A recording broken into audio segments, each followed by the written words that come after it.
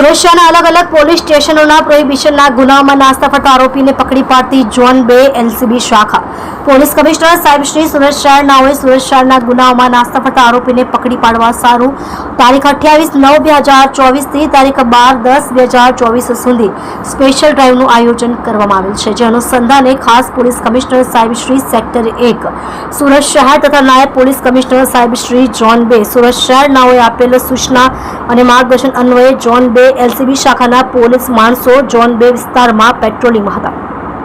દરમિયાન મળેલ બાતમી હકીકતના આધારે તેમજ ટેકનિકલ સર્વેલન્સના આધારે સુરત શહેરના ડિંડોલી, ઉધના, લિંબાયત તથા સુરત રેલવે પોલીસ સ્ટેશનના પ્રોહિબિશનના ગુનામાં નાસ્તો ફરતો આરોપી સુનિલ ઉર્ફે કાલુ ટેશનિયા લોટનભાઈ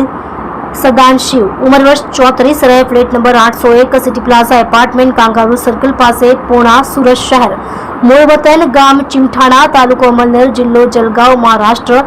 તેને પકડી પાડી કાયદેસરની કાર્યવાહી કરી વધુ તપાસ અર્થે ડિંડોલી પોલીસ સ્ટેશનને સોંપવામાં આવેલ છે. તમે જોઈ રહ્યા છો સત્યને સાથ આપનાર સત્ય સમ્રાટ ન્યૂઝ ચેનલ તંત્રી શ્રી નિલેશભાઈ પાટીલની સાથે.